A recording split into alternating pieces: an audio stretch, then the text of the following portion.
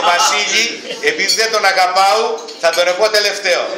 Λοιπόν, θα πω για τον Φαράτο, τον Παναγιώτη.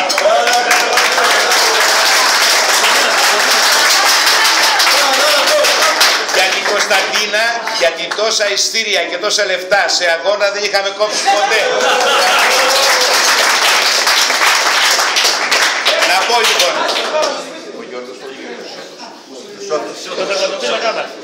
Ο Γιώργος ο Σώτος, που δεν άφηνε να πει μπάλα με τίποτα. Για τον Κώστα, ο Κώστας, ο Απών, νιώπαντρο παιδί. Αρεμονιάστηκε, κουράστηκε χθες, δεν μπορεί να είναι απόψε.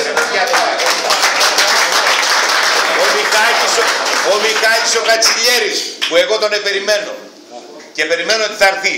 Εμείς θα τον χειροκροτήσουμε τώρα που λείπει και όταν θα έρθει πάλι θα τον χειροκροτήσουμε.